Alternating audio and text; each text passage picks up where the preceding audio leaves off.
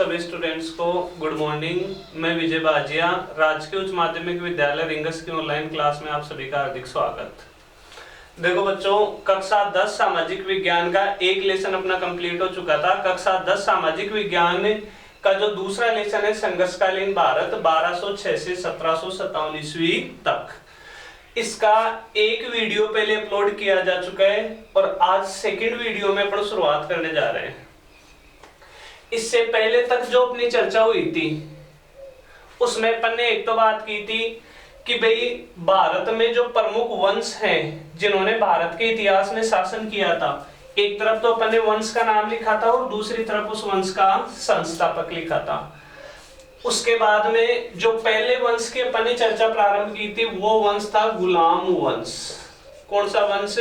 गुलाम वंश। गुलाम वंश का साम्राज्य अपन ने दिखाया था 1206 ईस्वी से लेकर 1290 ईस्वी तक।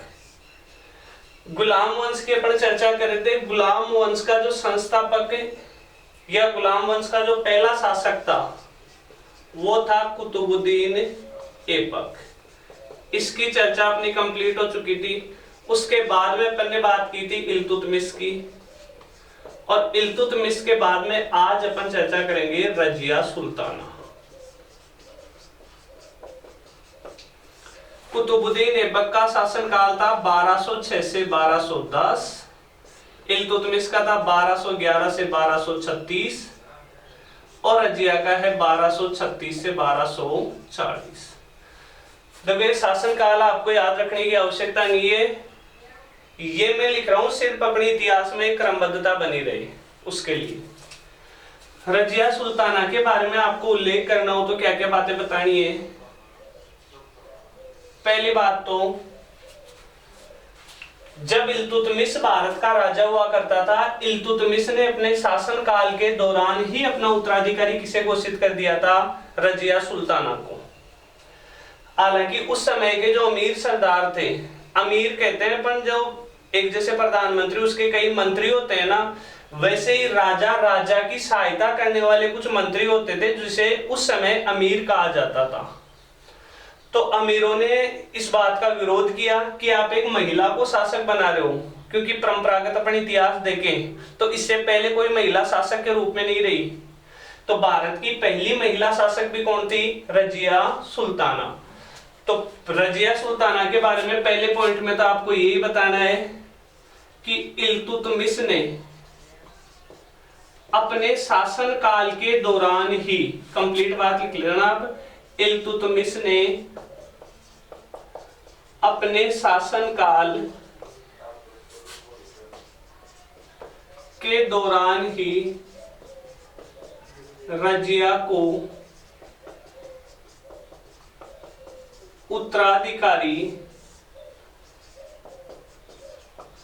घोषित कर दिया था।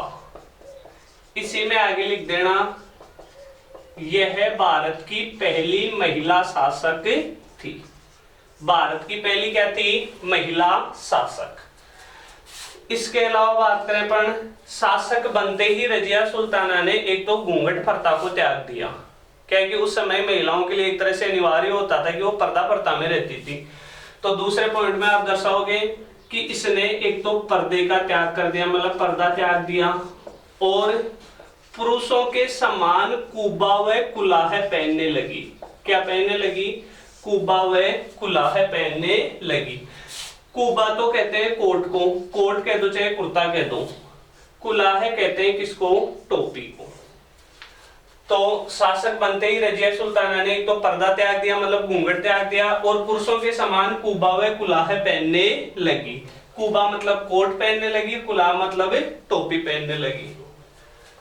तीसरी बात,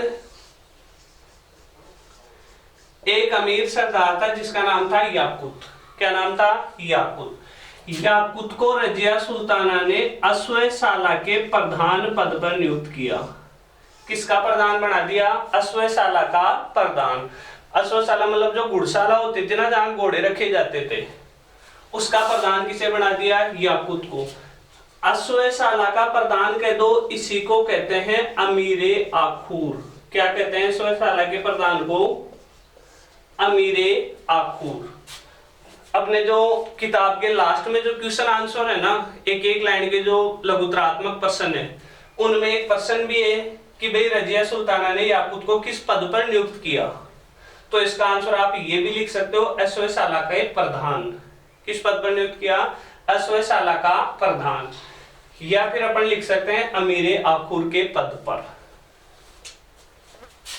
इसके बाद एक सरदार था जिसका नाम था अल्तूनिया। अल्तूनिया से रजिया सुल्ताना ने क्या कर लिया? विवाह कर लिया। लेकिन कुछ सरदारों ने 1240 ईस्वी में रजिया की भी हत्या कर दी और इसके प्रति अल्तूनिया की भी हत्या कर दी। ये चर्चा हो गई अपनी किसके बारे में? रजिया सुल्ताना के बारे में। तो देखो 4 पॉइंट है रजिया सुल्ताना के बारे में जो आपको याद रखने हैं। पहला पॉइंट, इल्तुतमिश ने अपने शासनकाल के दौरान ही रजिया को उत्तराधिकारी घोषित कर दिया था और ये भारत की पहली महिला शासिका थी। दूसरा, शासक बनते इसने एक तो पर्दा त्याग दी, मतलब घूंघट त्याग दिया। इसके अलावा पुरुषों के समान कुबा व कुलाह पहनने लगी। कुबा का मतलब कोट और कुलाह का मतलब टोपी। इसके अलावा इसने याकूत को अश्वशाला के प्रधान पद पर नियुक्त किया। अल्तूनिया से इसने विवाह किया, लेकिन कुछ सरदारों ने 1240 ईस्वी में अल्तूनिया और रजिया सुल्ताना की हत्या कर दी।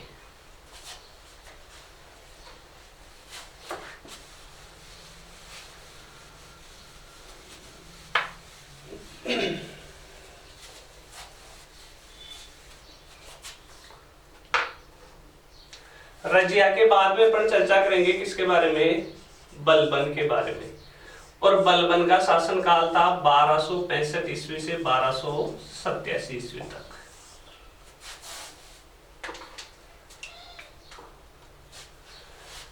देखो बीच में कुछ शासकों को अपन ने छोड़ दिया है, क्योंकि अपनी किताब में भी इन शासकों का उल्लेख नहीं है, केवल नाम दर्शा रखा है। और ये जो बीच के कुछ राजा हुआ करते थे, इनका इतिहास में कोई महत्वपूर्ण योगदान भी नहीं है, इनके बारे में अपने को पढ़ना भी नहीं है। हुआ क्या था? देखो रजिया सुल्ताना की इसके अमीरों ने हत्या कर दी।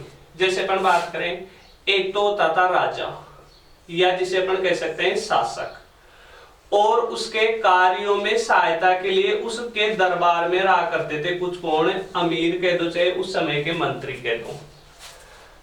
रजिया की हत्या कर दी, मतलब राजा की हत्या कर दी किसने? अमीरों ने। रजिया सुल्ताना के बाद के जो भी राजा महाराजा बने थे ना, वो इतने कमजोर थे कि राजा का प्रभाव तो धीरे धीरे कम होता गया और अमीरों का प्रभाव धीरे धीरे दरबार में बढ़ता गया। अब बलबन के सामने चुनौती क्या थी? सबसे बड़ी जो चुनौती थी ना, वो यही थी कि कैसे करके दरबार में राजा के प्रभाव को बढ़ाया जाए और दरबार से अमीरों के प्रभाव को कम किया जाए। तो इसने जो महत्वपूर्ण कार्य किया वो इस संबंध में किया कि कैसे राजा के पद की प्रतिष्ठा को वापस बढ़ाया जाए। तो बलबन के योगदान के बारे में अपन चर्चा प्रारंभ करते हैं।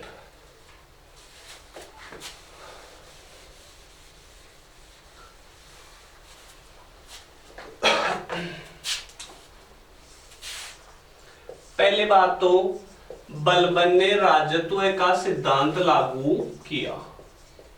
कौन सा सिद्धांत लागू किया? राजत्व का सिद्धांत लागू किया। इसकी चर्चा करेंगे अपन डिटेल से, एक बार पहले सुनते जाना इसका योगदान। दूसरा, इसके अलावा बलबन ने क्या किया था? बलबन ने 2 नीतियां अपनाई, एक तो सिजदा व दूसरी नीति थी पाबोस। ये 2 नीतियां लागू की। कौन कौन सी? सिजदा व पाबोस की नीति। तीसरा, बलबन के योगदान के बारे में चर्चा करेंगे अपन। इसने शत्रुओं के प्रति कौन सी नीति लागू की? लोहे व रक्त की नीति।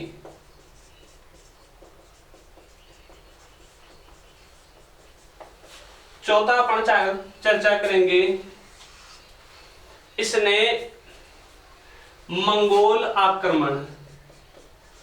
मंगोल एक जाति थी जो भारत में अक्सर आक्रमण करती रहती थी।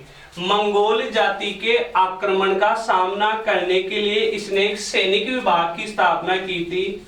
उस सैनिक विभाग का नाम था दीवाने आरिज। इन 4 बिंदुओं को लेकर अपन चर्चा करेंगे बलबन के बारे में, तो सुनते जाना।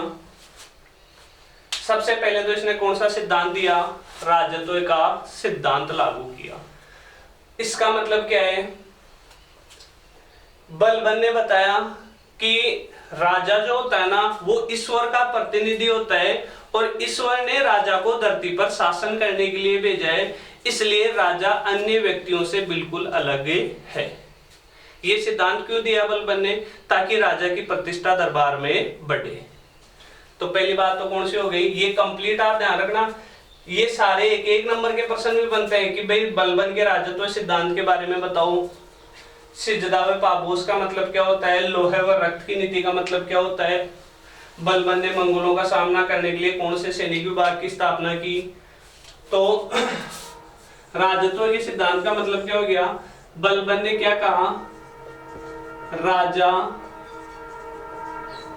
ईश्वर का प्रतिनिधि होता है। राजा ईश्वर का प्रतिनिधि होता है तथा राजा को ईश्वर ने शासन करने के लिए भेजा है। राजा को किसने भेजा है? राजा को ईश्वर ने शासन करने के लिए भेजा है, इसलिए राजा अन्य व्यक्तियों से अलग होता है। राजा कोई सामान्य नहीं होता, क्योंकि राजा को तो भेजा है किसने? ईश्वर ने भेजा है। खुद ईश्वर ने राजा को भेजा है धरती पर शासन करने के लिए, इसलिए राजा सामान्य व्यक्तियों से एकदम अलग होता है। यह सिद्धांत कौन सा सिद्धांत है? राजत्व का सिद्धांत, या राजत्व के सिद्धांत को अपन कह सकते हैं देवीय सिद्धांत। हालांकि अपनी किताब में केवल ये देवीय सिद्धांत वर्ड लिखा हुआ नहीं है, अपनी किताब में लिखा हुआ है कौन सा वर्ड? राजत्व का सिद्धांत। दूसरी इसने नीति लागू की कौन सी? सिजदा व पाबोस की नीति। सिजदा का मतलब तो होता है सिर झुकाना, समझ के बात? सिजदा का मतलब सिर झुकाना।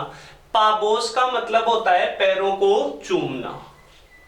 मतलब बलबन ने कौन सा सिद्धांत दिया कि भाई अगर बलबन दरबार में बैठा है और दरबार में कोई एंट्री करता है, दरबार में कोई प्रवेश करता है, तो सिर झुकाकर आएगा, सिर झुकाकर आएगा, बलबन तक पहुंचेगा और पहुंचते ही बलबन के पैरों को चूमेगा।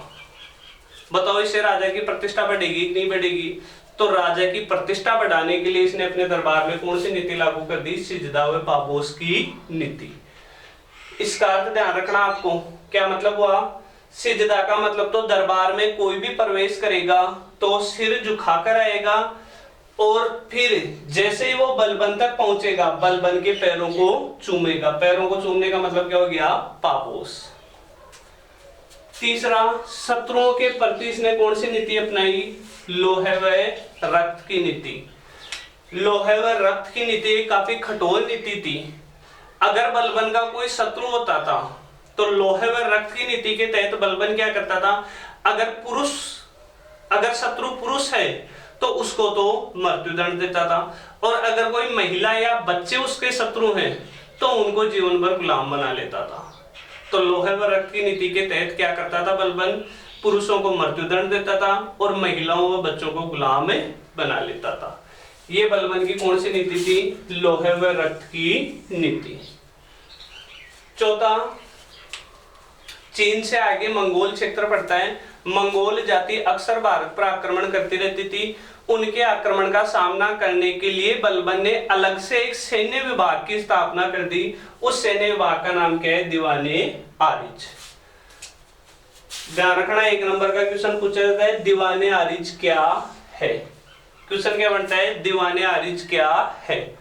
तो इसके जवाब में आप लिखोगे बलबन ने मंगोलों का सामना करने के लिए जिस सैन्य विभाग की स्थापना की थी उस सैन्य विभाग को क्या कहते हैं? दीवाने आरिज। ये नीति किसकी हो गई? बलबन की। गुलाम वंश चला कब तक? 1290 तक। अपनी पुस्तक में केवल इन 4 शासकों का उल्लेख है, इनके बारे में ही अपने को ध्यान रखना है। थोड़ा सा आगे सुनना, बलबन के बाद केकुबाद गुलाम वंश का शासक बनता है, लेकिन केकुबाद को क्या हो जाता है? लकवा हो जाता है। जब ये लकवा का शिकार हो गया उसके बाद में शासक बनता है केम्यूर्स। कैम्यूर शासक बनता है, लेकिन ये भी अयोग्य शासक था, इसलिए इसकी हत्या कर देता है कौन? जलालुद्दीन फिरोज खिलजी। कौन करता है हत्या? जलालुद्दीन फिरोज खिलजी। जैसे ही जलालुद्दीन फिरोज खिलजी इस कैम्यूर्स की हत्या करके खुद राजा बन जाता है, उसी के साथ ही ये घटना कब की है? 1290 की। 1290 में जलालुद्दीन फिरोज खिलजी ने हत्या कर दी, किसकी? कैम्यूर्स की हत्या कर दी और खुद शासक बन गया। इसी के साथ भारत में गुलाम वंश समाप्त हो जाता है और एक नया राजवंश स्थापित होता है, जिसका क्या नाम है? खिलजी वंश। अपने शुरू में जो डायग्राम बनाया था उसमें लिखा था 1290 तक गुलाम वंश, फिर 1290 से 1320 ईस्वी तक कौन सा वंश आएगा? खिलजी वंश। तो अब अपन चर्चा करेंगे कौन से वंश के बारे में? खिलजी वंश के बारे में।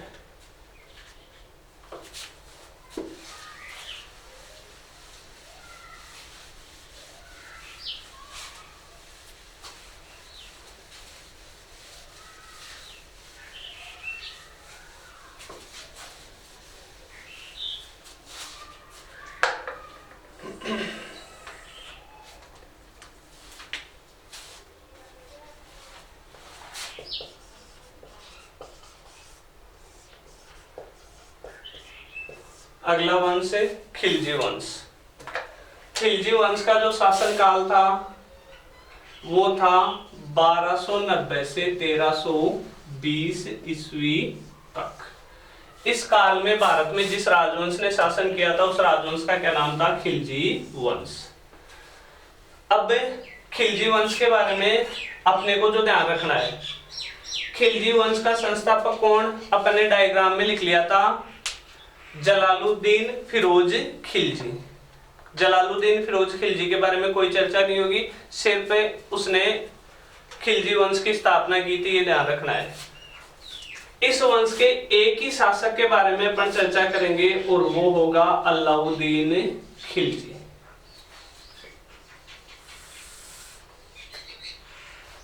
जिसने शासन किया था 1296 से 1316 ईस्वी तक। अब अलाउद्दीन खिलजी के बारे में सुनना। चार बातें, महत्वपूर्ण बातें अलाउद्दीन खिलजी के बारे में अपने को ध्यान रखनी है। पहला तो इसने स्वयं को क्या कहा? द्वितीय सिकंदर कहा।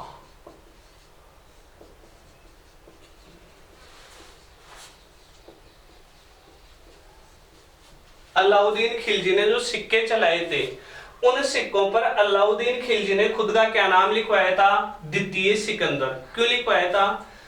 देखो इतिहास में सिकंदर महान यूनान का शासक था। सिकंदर जो विश्व विजेता माना जाता है, उसने पूरी दुनिया को जीता था, इसलिए उसको क्या कहते हैं? विश्व विजेता।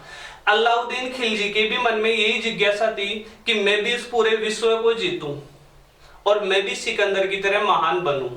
इस इच्छा के कारण ही इसने अपने को क्या कहा? द्वितीय सिकंदर। तो पहली बात तो ये ध्यान रखोगे। दूसरा, एक किताब है जिसका नाम है खजाइन उल फुतुह। क्या नाम है किताब का? खजाइन उल फुतुह। अपन इसको ये भी लिख सकते हैं खजाइन उल फुतुह। समझ के बात, एक ही बात है, खजाइन उल फुतुह। अलाउद्दीन खिलजी का एक दरबारी विद्वान था जिसका नाम था अमीर खुसरो। क्या नाम था? अमीर खुसरो। अमीर खुसरो ने एक किताब लिखी थी, कौन सी? खजाइन उल फुतुह। इस किताब में क्या थी? एक पुस्तक थी। इस पुस्तक में अलाउद्दीन खिलजी को कहा गया है क्या? जनता का चारावाह है तथा विश्व का सुल्तान। ये दोनों उपाधियां और ध्यान रखोगे आप कि भाई खजाइन उल फुतुह पुस्तक में अलाउद्दीन खिलजी को जनता का चारावाह है तथा विश्व का सुल्तान कहा गया है। समझ गए बात? तीसरा 1301 ईस्वी में, हालांकि अलाउद्दीन खिलजी की जो सैनिक उपलब्धियां है ना वो बहुत बड़ी सैनिक उपलब्धियां थी।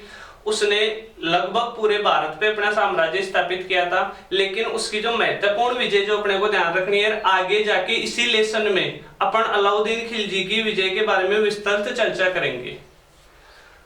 1301 ईस्वी में इसने किसको जीता? रणथंभौर को जीता। 1303 ईस्वी में इसने किसको जीता? चित्तौड़ को जीता। चित्तौड़ आक्रमण वाली जो पद्मनी वाली घटना है, पद्मावत जो पिक्चर बनी है, उसकी जो घटना है वो भी अपने पुस्तक में दे रखी है, लेकिन वो आगे जाके चर्चा होगी इसी लेसन में। अभी सिर्फ अपने को ध्यान रखना है 1301 ईस्वी में रणथंभौर को जीता, 1303 ईस्वी में चित्तौड़गढ़ को जीता।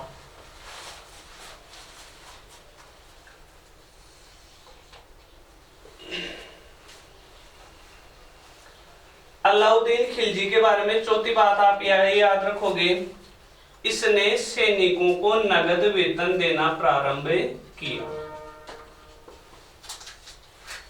सल्तनत काल का या 1206 ईस्वी के बाद में भारतीय इतिहास की पर बात करें तो एक पहला शासक था जिसने सैनिकों को कैसे वेतन दिया? नगद वेतन दिया। देखो क्या किया था इसने। पहले के जो राजा महाराजा थे वो तो क्या करते थे, एक जागीर समला देते थे, जैसे सैनिकों को कई टुकड़ियों में बांट देते थे। प्रत्येक टुकड़ी का जो अधिकारी होता था उसको सेनापति कहते थे। एक सेनापति के अंडर में जैसे 30,000 20,000 सैनिक होते थे, और उस सेनापति को जमीन की एक जागीर सौंप देते थे कि इस जमीन से जो भी पैदावार हो वो सेनापति की होगी। सेनापति उसका कुछ हिस्सा तो खुद रखता था, कुछ हिस्सा राजा को पहुंचा देता था, और जो हिस्सा वो खुद रखता था उसी में से अपने सैनिकों को बंटवारा कर देता था। मतलब सैनिकों को नगद वेतन नहीं दिया जाता था। इससे क्या होता था कि सेनापतियों द्वारा भ्रष्टाचार किया जाता था। इस भ्रष्टाचार को रोकने के लिए अलाउद्दीन खिलजी ने क्या किया, एक तो सैनिकों को नगद वेतन देना प्रारंभ कर दिया। दूसरा, उसने सेना के भ्रष्टाचार को रोकने के लिए क्या किया, पहले जैसे 4-5 लाख सैनिक होते थे एक राजा के पास, क्यों? घोड़ों का भी पता नहीं रहता था कि कौन सा घोड़ा किस सेनापति के नियंत्रण में है, तो घोड़ों को दागना स्टार्ट कर दिया। दागने का मतलब उनपे एक चिन्ह लगा देता था कि भाई ये घोड़ा इस सेनापति का है, तो उस सेनापति का उस पे क्या लगा देता था, चिन्ह लगा देता था। तीसरा, जो भी सैनिक होते थे उनका हुलिया दर्ज करता था, मतलब उसका कि हाँ भाई इस टाइप का चेहरा है।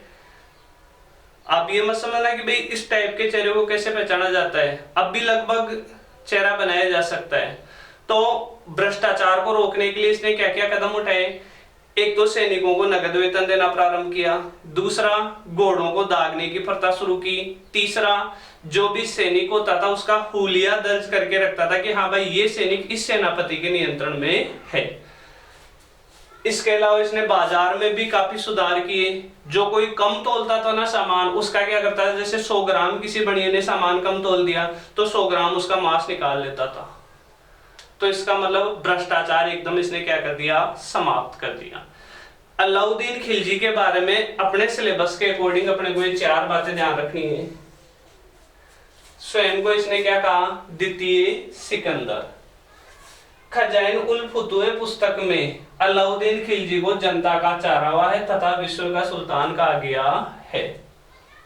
1301 ईस्वी में इसने रणथंभौर को जीता। 1303 ईस्वी में इसने किसको जीता, चित्तौड़गढ़ को जीता। और ये सल्तनत काल का पहला सुल्तान था जिसने सैनिकों को नगद वेतन देना प्रारंभ किया। ये चर्चा हो गई अपनी किसके बारे में, अलाउद्दीन खिलजी के बारे में।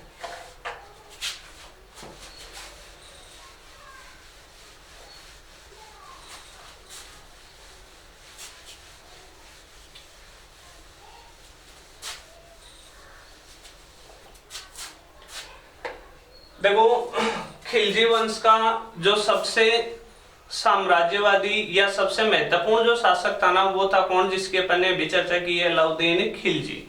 खिलजी वंश के बारे में अपने को केवल एक ही शासक की चर्चा करनी थी। और खिलजी वंश के बाद में भारत में जिस वंश की स्थापना होती है वो वंश है कौन सा वंश है, तुगलक वंश। तुगलक वंश का शासनकाल था 1320 ईस्वी से 1414 ईस्वी तक। मैंने ये भी कहा था पहले भी, 10वीं क्लास वाले बच्चों को ये सन ज्यादा याद रखने की आवश्यकता नहीं है। अपना सन लिखने का उद्देश्य केवल ये है ताकि इतिहास की अपनी क्रमबद्धता बनी रहे। तुगलक वंश में सबसे पहले तो आप इसका संस्थापक ध्यान रखोगे, जो शुरू में अपन ने सारणी में बनवाया था। कौन था तुगलक वंश का संस्थापक? गयासुद्दीन तुगलक। उसके बाद में गयासुद्दीन तुगलक के बाद में तुगलक वंश का जो शासक बनता है वो बनता है मोहम्मद बिन तुगलक। मोहम्मद बिन तुगलक के बाद में बनता है फिरोज शाह तुगलक। तो 3 शासक जो अपने को ध्यान रखने हैं, गयासुद्दीन तुगलक, दूसरा मोहम्मद बिन तुगलक, और तीसरा फिरोज शाह तुगलक। गयासुद्दीन तुगलक के बारे में सिर्फ और सिर्फ अपने को ध्यान रखना है कि तुगलक वंश का संस्थापक कौन? गयासुद्दीन तुगलक। जो अपने को महत्वपूर्ण जिस शासक की चर्चा करनी है उस शासक का नाम है मोहम्मद बिन तुगलक।